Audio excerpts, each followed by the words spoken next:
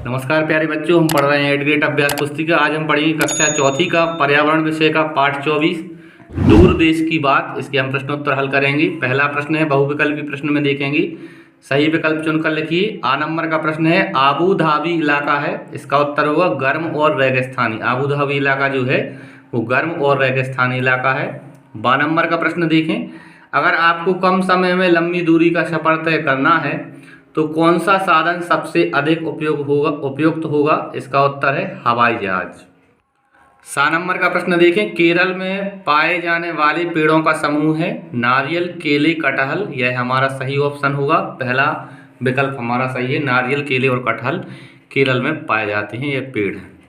अति लघु उत्तरीय प्रश्न है प्रश्न क्रमांक दूसरा, अबू धाबी जैसे रेगिस्तानी इलाकों में केवल खजूर के पेड़ उगते हैं, क्यों?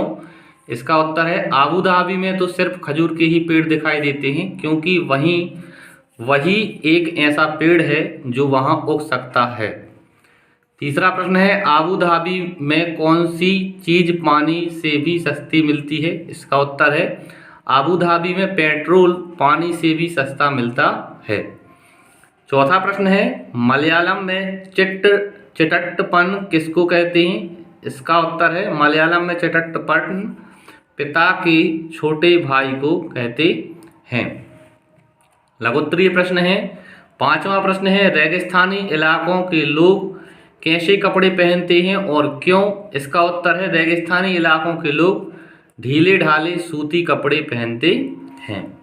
छठा प्रश्न देखेंगे, केरल राज्य की कोई 4 विशेषताएं लिखिए। इसका उत्तर है केरल के घरों के पास हरियाली होती है, केरल में सभी जगह ठंडा पानी मिलता है, केरल में सबसे ज़्यादा बारिश होती है, यहाँ मुख्य पेड़ नारियल, केले, पपीते, सुपारी, कटहल हैं।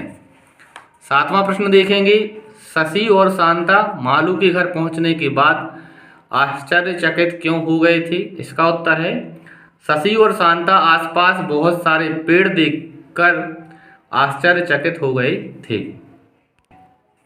आठवां प्रश्न है नीचे दिए गए नोट के चित्र को ध्यानपूर्वक देखिए एवं आयताकार बॉक्स में चाही गई जानकारी को रेखा खींचते हुए दर्शाइए। प्यारे बच्चों, यहाँ आप देख रहे हैं 500 रुपये का यहाँ एक नोट है और हमें जानकारी देनी है। तो यहाँ लिखा है राष्ट्रीय प्रतीक चिन्ह, तो आप राष्ट्रीय प्रतीक चिन्ह देखें कहाँ है। यह है राष्ट्रीय प्रतीक चिन्ह, अशोक स्तंभ है यह।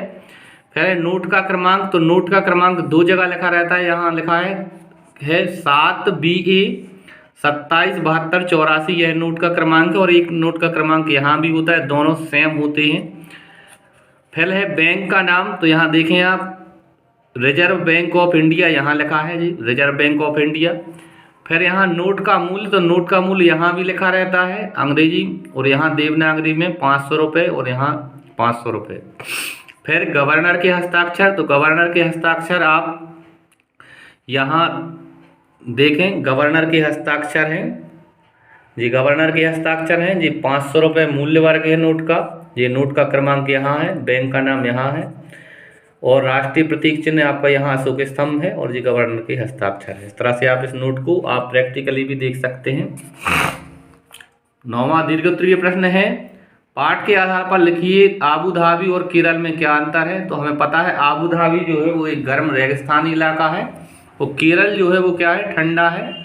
तो मौसम का वातावरण आबू धाबी में गर्म मौसम रहेगा, केरल में ठंडा। यह आप समझ गए होंगे, हमने पहले ही बताया आबू धाबी है रेगिस्तानी इलाका और केरल है ठंडा इलाका। जमीन आबू धाबी में रेतीली होगी, यहाँ हरियाली होती है। भाषा अरबी, यहाँ मलयालम। मुद्रा यहाँ दिरहम चलता है आबू धाबी में, और यहाँ रुपए। कपड़े ढीले ढाले सूती, यहाँ धोती और शर्ट। पेड़ पौधे यहाँ खजूर होगा आबू धाबी में, यहाँ केरल में नारियल, केले और कटहल होंगे। भोजन आबू धाबी में मांसाहारी, केरल में शाकाहारी। इमारतें ऊंची ऊंची और केरल में छोटे छोटे घर। 10वां प्रश्न देखें आप। 10वां प्रश्न है पेंसिल की सहायता से विभिन्न सिक्कों की छाप बनाइए और उनका मूल्य लिखिए। हमने यहाँ पेंसिल से बनाया है, आप और सुंदर बना सकते हैं। यहाँ नीचे लिखा है जी 1 रुपये है। नया वाले सिक्के का है, यहाँ 75वीं वर्षगांठ बनाई थी जब हमने, यहाँ 75 लिखा है, नीचे 1 है यहाँ जी। 2 रुपये का नोट है, नया वाला सिक्का है सॉरी। फिर यहाँ जी 5 रुपये का सिक्का है, यह 10 रुपये का सिक्का है और यह 1 रुपये का है। तो इस तरह से प्यारे बच्चों हमने इस पाठ के प्रश्नोत्तरों को पूरा किया। अगर आपको वीडियो अच्छा लगा हो आप वीडियो को लाइक करें, चैनल को सब्सक्राइब करें, अपने दोस्तों के साथ शेयर करें। धन्यवाद बच्चों, जय हिंद।